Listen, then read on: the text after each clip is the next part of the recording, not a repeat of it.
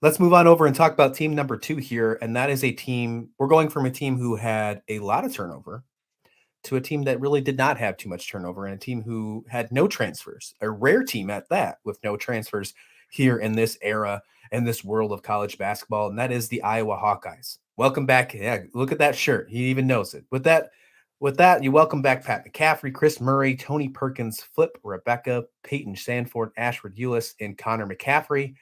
You see the McCaffreys on there, but you don't see two Murrays. That's the biggest question mark in this one here. With Keegan Murray obviously being the 4th overall pick in the NBA draft last year, he's not returning to Iowa. His brother, Chris Murray, is going to have to be the big game changer for the Hawkeyes this year. What are your thoughts on Iowa? I believe that come tournament time on both the men's and the women's side, there will be an Iowa Hawkeyes squad in the men's Final Four and the women's Final Four. Now, on the women's side, I think everybody would say, good pick. Glad you picked that up. And we are going to talk women's basketball over the course of the year too. I want to put that out there. I don't want people to think that it's just men's basketball. I think the women's game at the college level is as fun and as impactful, really, on a lot of levels as the men's game. Men's game generates more revenue because you've got March Madness and everything, but the women's tournaments are always just so much fun to watch, and you're getting more depth on the women's side. But we'll talk about that on a different segment. I really think that by the end of the year, this Iowa team is going to come together and they're going to just blow through the Big Ten tournament and they're going to find their way into the Final Four.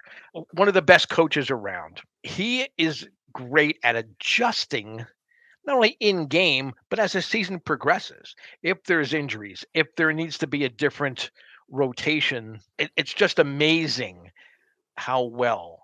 And it's just that instinct he seems to have. You watch him on the sideline, and you can see the wheels turning, and he's not thinking about what's happening right now. He's looking a couple of minutes ahead, saying, "Boy, it looks like their guards are getting a little bit tired. Maybe we can pick up the pace." So Iowa has everything at its disposal to be an uber team come end of the year.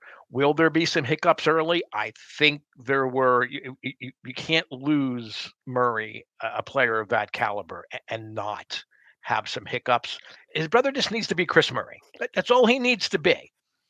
I think with the team around him, he's not going to feel pressured to be more than that. I'm with you. Yeah, Chris Murray had a great season last year, averaged almost 10 points a game, almost 5 rebounds per game. That's something that Iowa's going to need to continue. If he finds a way to improve that just a little bit on each side, I think that'll be great for the Hawkeyes. Patrick McCaffrey is going to be another big piece for the Hawkeyes. We need to see him score, average almost 11 points per game. I'd like to see that more towards the 13-14 range. I think that could really help out this Hawkeyes team.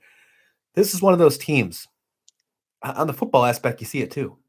They just grind. And when you know that you have to play Iowa on their basketball team, you're going into a tough matchup. This is like, if you're an ACC fan, this is like going to play Virginia. Like, you just have one of those tough defensive games. Iowa can shoot though too. So I'm excited for this one. I think Iowa has a really interesting road ahead of them because you're losing Keegan Murray. And I think we're going to initially see them right off the bat against some really good teams. Their schedule and Bohannon too. I mean, Bohannon's another huge loss. Right. Yeah, and that goes completely overshadowed because of the Keegan Murray. Because Keegan Murray's so good. I mean, you almost forget him. Speaking of that schedule, Steve, the Iowa Hawkeyes are going to be playing some of the toughest teams in November that probably, compared to other teams in the Big Ten and even the NCAA, are going to have a hard time paying attention to. Like, this is one of those schedules that are tougher off the bat. I know you said that you think this is a Final Four team. You're going to find out very quickly. I mean, the third game of the year for them is the tip-off game. They play Seton Hall. Now, we didn't cover them in the Big East, but that's one of those teams you got to pay attention to. They're also playing in the Emerald Coast Classic against Clemson, who lost a heartbreaker in the ACC tournament last year. They're going to play Georgia Tech in the Big Ten ACC Challenge. And then in December, the beginning of December, they play in the Jimmy V Classic against Duke. So a lot of really tough teams. I just mentioned what, four tough teams, four tough games in their first seven. So we are going to really get to know the Iowa Hawkeyes and what kind of team they are at the beginning of the season. And what's going to help them, even with that tough schedule, is that many of those teams have a similar profile where they're having to bring in new players, either through graduation or through transfer, or having a big recruiting class. So those teams are going to be feeling their way as well. But the great part about the challenge so early, it's going to allow their backcourt to develop. Tony Perkins can shoot the ball. I think he's going to be a reliable scoring option at the two. But DeSante Brown could very well be the most impactful recruit of the entire field that's out there. He is exciting. I think I've heard people compare him to Allen Iverson. I don't know that I want to go that far that soon, because I think Allen Iverson at 15 probably could have played NCAA basketball. I mean, you don't have that kind of talent very often, but I think if you give DeSante Brown some confidence, even in tough moments in early games, having those challenges where he doesn't maybe get too comfortable, then suddenly conference play comes up and it's like, oh my God, deer in a headlight kind of deal. DeSante Brown is going to make that offense go. So I cannot wait to see his maturity through the year. And I know I keep saying Final Four team come tournament time. Guard play is essential. You guys are going to want to have a mute button because you're going to know at some point I'm going to talk about guard play with any really serious contender. Iowa's backcourt at this point, because they're unproven or inexperienced, aren't in any of the preseason top 10 rankings.